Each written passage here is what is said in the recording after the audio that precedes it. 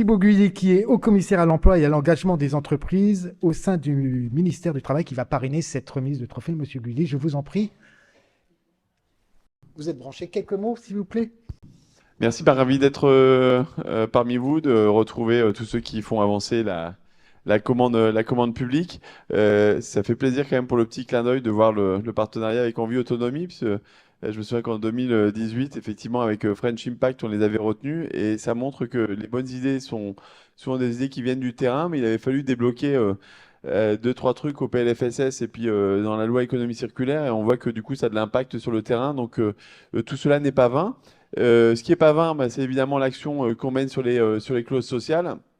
Euh, on me dit dans l'oreillette qu'on ne sortira pas les chiffres exactement, mais j'ai bien compris en tout cas que le nombre de marchés publics qui prenaient en compte une clause sociale avait explosé entre 2023 et 2022. Et ça, je pense que c'est la marque de fabrique peut-être du PNAD et puis du travail qu'on a pu mener ensemble ces deux, trois dernières années. Un, d'abord, bah, il faut quand même une contrainte, une obligation, une direction, une volonté politique, celle du climat résilience. Et je pense que pour ceux qui sont dans la salle et qui mettent en œuvre, bah, c'est aussi un moyen de convaincre en interne et puis de faire bouger les choses. La deuxième, c'est qu'il ne suffit pas juste de l'obligation, mais il faut après accompagner les acheteurs publics. Donc ça a été brillamment dit par le commissaire général, mais c'est une palette pour qu'on puisse développer les clauses sociales. On a parlé de la formation sur les MOOC, on a parlé du marché de l'inclusion pour faciliter le sourcing et puis l'accès à. Moi, je parlerai aussi des facilitateurs sur lesquels, avec le ministère du Travail, on finance le développement des facilitateurs. C'était un travail qu'on avait mené avec l'AVE, enfin l'Alliance Ville-Emploi. Donc on a de plus en plus de facilitateurs. Un facilitateur, on est passé à 38 ETP créés. Enfin, l'effet emploi, c'est 38 ETP. Et on a multiplié par 10 en 10 ans le nombre de l'impact des facilitateurs sur les clauses sociales. Donc il faut qu'on continue d'investir et vous pourrez compter sur le ministère du Travail, de l'Emploi et de l'Insertion et d'Olivier Dussopt pour pouvoir soutenir ça.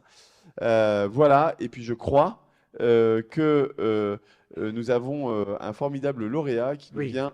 Non, c'est vous qui annoncez ça. Mais faites-vous plaisir. Ah, mais non, mais moi je suis pas là pour me faire plaisir, mais pour faire plaisir à ceux qui œuvrent sur le terrain. Je crois que c'est la métropole C'est de. Nantes Métropole Mission, Voilà. insertion professionnelle par les clauses sociales, qui reçoit le prix catégorie clause sociale de cette édition. Et pour recevoir cette magnifique récompense, j'appelle à la barre. J'aime bien dire j'appelle à la barre. J'appelle au témoignage.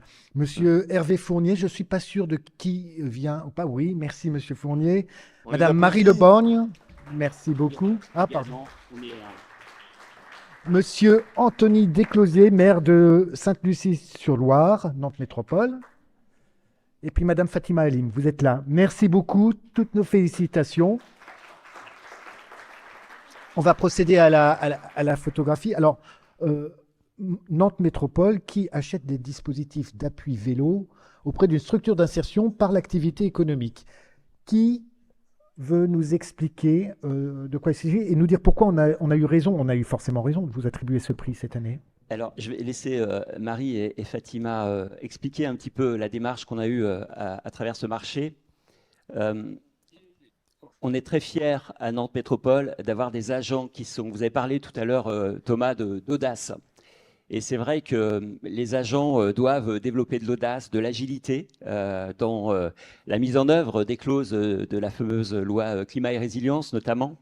Et donc nous, avec Anthony à la métropole, on peut avoir des ambitions politiques, on écrit un SPASER, vous le connaissez, on a des grands axes de travail, mais si derrière, il n'y a pas des agents qui sont impliqués, évidemment, mais un peu plus engagés sur ces mêmes sujets, on n'arrive pas à obtenir des résultats et à être valorisé par des médias comme celui qui nous accueille aujourd'hui.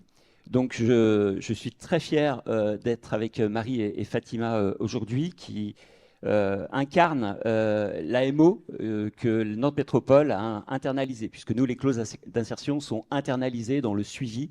Et elles ne concernent pas simplement les achats de la métropole ou de la ville ou des communes comme Saint-Plus sur Loire, mais également 70 acheteurs publics du territoire. Donc en fait, on a un rôle aussi d'appui conseil pour tous les acheteurs publics. Voilà, je voulais poser ce cadre. Et juste avant de passer la parole, je suis d'autant plus honoré au nom de Nantes Métropole de recevoir ce prix qu'il est remis par Monsieur le Haut-Commissaire à l'Emploi. Vous savez que les clauses sociales, c'est un des leviers des politiques métropolitaines de l'emploi. Il y a d'autres dispositifs à côté, hein, et donc les métropoles sont très fortes, très ambitieuses sur la question de l'emploi.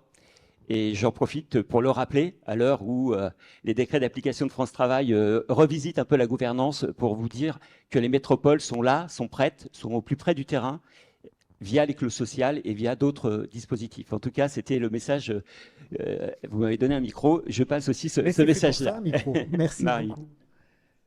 Merci beaucoup. Si Merci, vous, gentil. vous nous rappelez qui vous êtes Donc, je suis Marie Le Borgne, je suis responsable de Voilà. la mission clause sociale. Donc, effectivement, on est une équipe de convaincus, de passionnés et on accompagne tous les acheteurs du territoire pour que l'insertion intègre l'achat. Ça fait 20 ans que sur la métropole et la ville de Nantes, l'insertion fait partie de la commande publique avec des résultats concrets. Je vais laisser Fatima dire un mot du marché avec lequel on a candidaté et dont on est très fiers. Mais au-delà de ce marché, on a systématisé le fait de passer des marchés réservés aux structures d'insertion. Donc, on étudie systématiquement les besoins d'achat avec ce prisme insertion. Et dès que l'on sait qu'une structure d'insertion, quelle qu'elle soit, peut répondre aux besoins, on invite l'acheteur à réfléchir et on le sensibilise à l'insertion pour faire en sorte que naisse ensuite un marché réservé. On a en ce moment même 74 marchés réservés aux structures d'insertion qui sont en cours et qui font leurs preuves. Et donc on est fiers. Je vais passer la parole à Fatima pour parler de ce marché d'appui vélo et des résultats. Merci, bonjour, donc je suis Fatima Alim, j'accompagne les acheteurs publics sur Nantes Métropole à mettre en place le dispositif des clauses sociales. Donc vraiment ravie et merci pour ce trophée dans la catégorie clauses sociales. Au-delà de mettre en lumière le fait qu'on a une solution locale pour un besoin technique, ça met aussi en avant le travail de la structure d'insertion par l'activité économique ATAO pour des personnes qui sont très éloignées de l'emploi. Et dans les coulisses, peut-être pour vous montrer aussi, avant d'en arriver là, on a évidemment une bonne volonté politique qui nous permet d'enclencher les choses.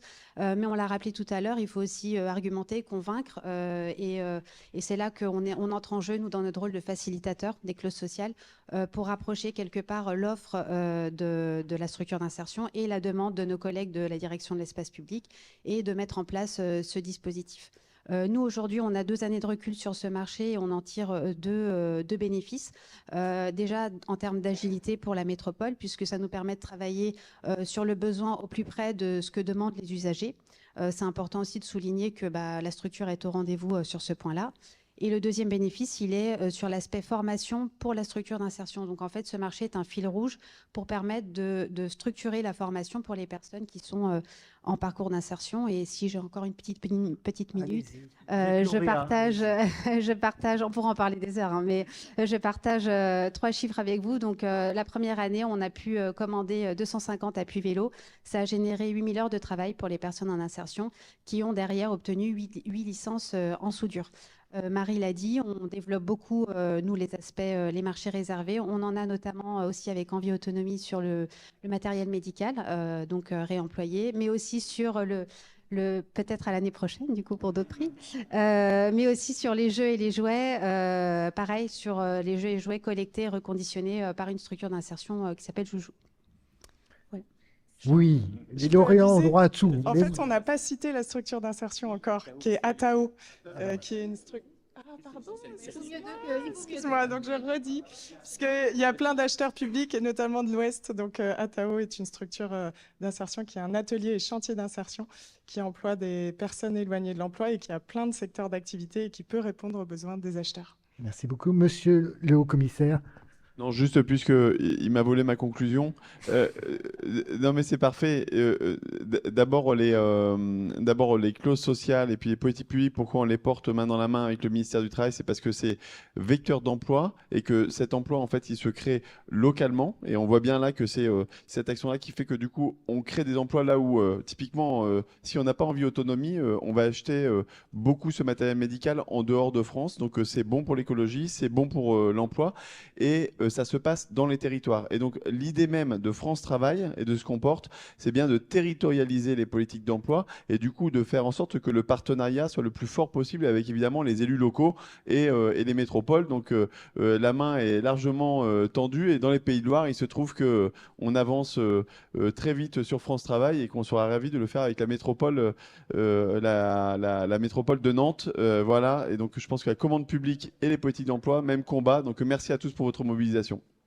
Merci beaucoup, monsieur le commissaire.